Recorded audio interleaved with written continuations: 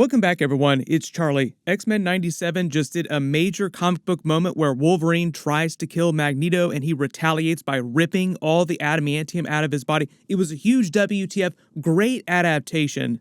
They even animated the scene to look just like the actual comic book panels they were adapting. The storyline itself was great, and most might assume that by taking all Wolverine's adamantium out of his body would make him weaker. Adamantium is literally meant to be unbreakable, and Wolverine has the purest form of the metal in his body, like the best form.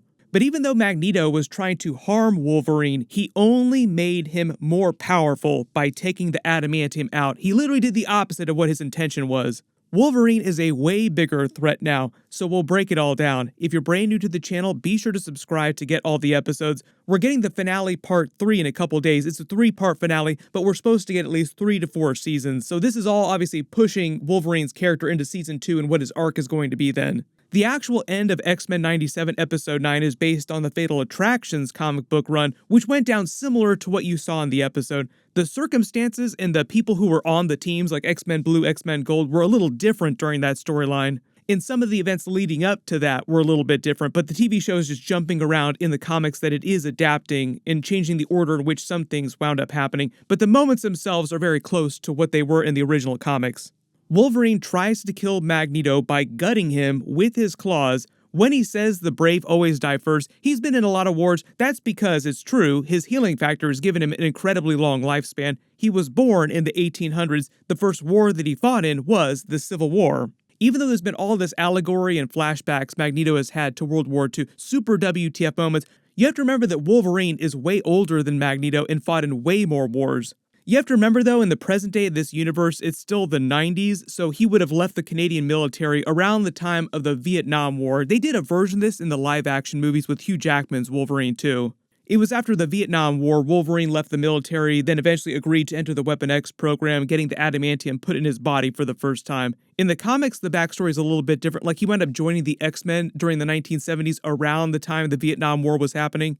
But when Wolverine stabs Magneto, Magneto does not die. He retaliates by ripping out Wolverine's adamantium, and the episode just ends on that cliffhanger. Non-comic book readers confused if he's still alive. Yes, Wolverine's healing factor kind of saves his life, kind of.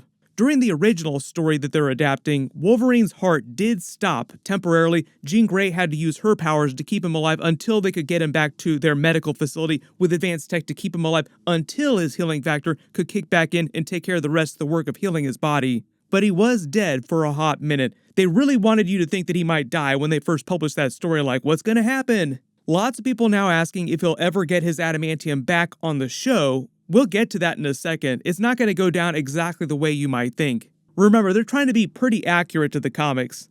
But taking Wolverine's adamantium did not make him weaker. Magneto only made him stronger. He's way more of a threat now without the adamantium. They briefly referenced this phenomenon in the live-action movies, but never really explored it that deeply, because they kept showing Wolverine without his adamantium, but there are only a couple throwaway lines of dialogue about what happens to his body when the adamantium is actually in it. We're going to make you indestructible, but first, we're going to have to destroy you. The whole reason why Wolverine is more powerful without the adamantium is because the adamantium actually stunts his natural mutant powers, his healing factor. If you remember Wolverine Origins, when they were bonding the adamantium to his skeleton for the first time, they explained that they tried the process on other people before Wolverine, but all their test subjects had died. That's why they came to him, because nobody could withstand the process. They're literally injecting scalding hot liquid metal around their entire skeleton, everybody having Terminator 2 flashbacks. Imagine dipping someone in just like a little liquid metal, like just pour a little bit on them. You'd expect them to burst into flames, melt, blow apart, just destroy anybody that tries something like this.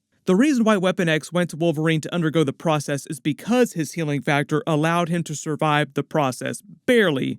There are other super powerful beings out there in the Marvel Universe with regeneration capabilities like the Hulk that could also withstand the process too. That's how you wind up with stuff like Weapon H.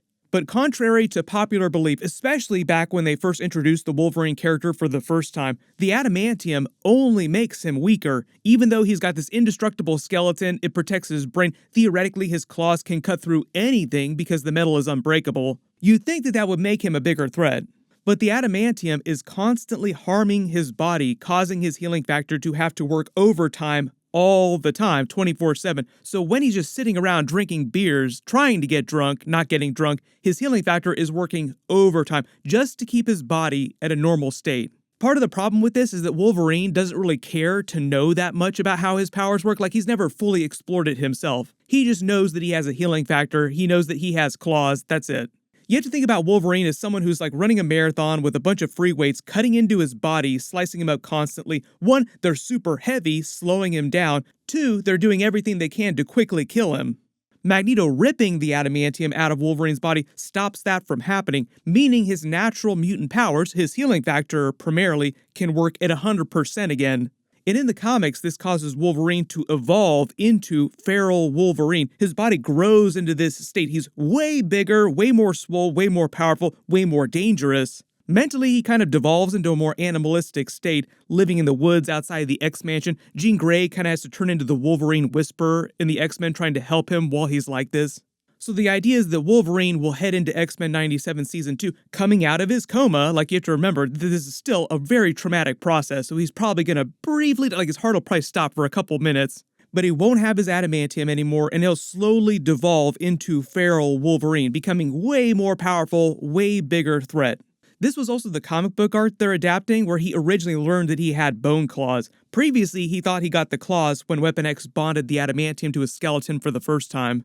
They kind of got into some of this during the live-action movies, but like I said, they never fully explored it. The follow-up question, though, everyone has, will he ever get his adamantium back? In the comics, he did get adamantium again, but it wasn't the X-Men that put it back in him. It was actually Apocalypse that put adamantium back in his body, and it was because he wanted Wolverine to become one of his 4 horsemen. He became the Horseman of War. And because when he did it, Apocalypse took pity on him, he didn't want to have a Wolverine without adamantium on his team, so he ripped the adamantium out of Sabretooth's body and put it in Wolverine's body, basically repeating the same thing that Magneto had done.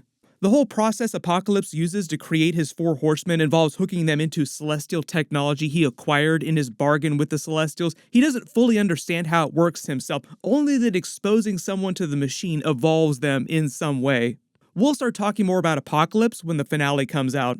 Speaking of which, Apocalypse still alive on X-Men 97. If people hadn't watched the original animated series, he returned during that final arc of the original episodes, and he's basically been hiding out in the shadows on Earth, pulling strings, orchestrating events. His master plan will start to become more obvious after the episode 10 finale airs. Right now, the show is mostly focused on wrapping up the Bastion storyline, the Magneto storyline, and sort of pushing things with a big WTF cliffhanger into Season 2.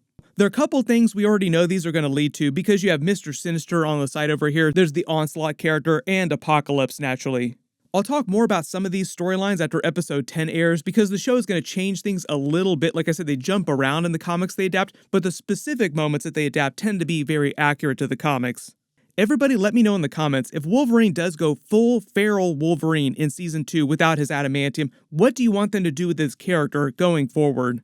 What I'm expecting is they won't make him look exactly like comic book feral Wolverine. He won't lose his nose or anything like that. He'll still look like normal Wolverine, mostly like his normal character model. Maybe a little more swole, but mostly the same. And it'll probably just be his personality that undergoes a radical shift as he becomes more animalistic and uncontrollable, making it so that Jean Grey really does have to turn into the Wolverine Whisperer and try to help him regain his humanity and sense of self so he doesn't permanently leave the team or anything like that. For those of you that felt like Wolverine didn't get enough story this season, he was kind of a side character mostly. That is true. Cameo, the showrunner, said way back before the season came out, they did this on purpose because they didn't want Wolverine's popularity in general this year, particularly with all the Hugh Jackman live-action Deadpool and Wolverine hype, to overpower the X-Men TV show, because it's meant to be an X-Men show, not a Wolverine show. Back in the day, and especially during the live-action X-Men movies run, Wolverine became such a popular character, he kind of overpowered the movies at a certain point. The live-action movies became so dependent on Hugh Jackman's character. When they started doing X-Men 97, they wanted the show to feel more balanced in terms of all the characters getting their time to shine, like a true X-Men show would. And because there's so many characters and there's only 10 episodes per season, not everybody is going to get the same amount of time in the story. That's why we've got at least 3 to 4 seasons coming. Future seasons will just shift focus onto other team members, like the evolving form of Wolverine here. Also giving other villains their time to shine that they didn't really feature that much in Season 1, like Apocalypse. Connecting this to Deadpool and Wolverine too, because there is a lot of Wolverine stuff in general just happening this year, with Hugh Jackman coming back as a version or multiple versions of Wolverine. We will see a couple versions of the character during Deadpool and Wolverine. Hugh Jackman won't be playing all of them. I think they're meant to be way more Deadpool variants than there are Wolverine variants. But I don't think that one of the universes that Deadpool and Wolverine travel to involves the animated X-Men 97 universe. Like, I don't think that's meant to connect specifically with the live-action stuff right now. A lot of people asking about that Marvel's post-credit scene with the X-Men universe that they wind up at the end of that movie. Like, is that the animated universe?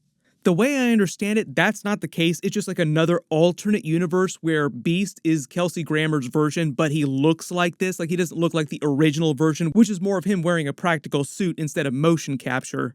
What Marvel has said so far, like the producers that are actually in charge of making all these different TV shows, the live action stuff, the animated stuff, is they're treating X-Men 97 sort of like its own universe, and they're calling it the 90s universe, where all these different characters are canon to the same Earth. So for instance, we had the Spider-Man cameo recently. There's been a lot of talk about them resurrecting the Spider-Man, the animated series from the 90s, which is canon to X-Men, the animated series, and it's meant to be this version. Bo DeMeo, the showrunner, said that this is meant to be that original version of Spider-Man from the series. One of the benefits of that, too, is that you can have way more crossovers and cameos if you have two different shows running, or multiple shows, however many they wind up working up to, if they do more revivals. So if you feel like there are a bunch of Marvel characters or X-Men characters that just aren't getting their time to shine during X-Men 97 episodes, it's probably because they're creating room for them to shine on other shows too. But like I said, the finale's coming up, so be sure to enable alerts for my channel so you don't miss that. If you have any big questions heading up to that you want me to address, just let me know in the comments below. I'll try to add them to my episode 10 finale video. I've got a couple videos planned for season 2, but after the finale airs. Everybody click here for that finale video. I'll update the link as soon as I post it, and click here for all my Deadpool and Wolverine videos. Thank you so much for watching, and I'll see you guys in the next one.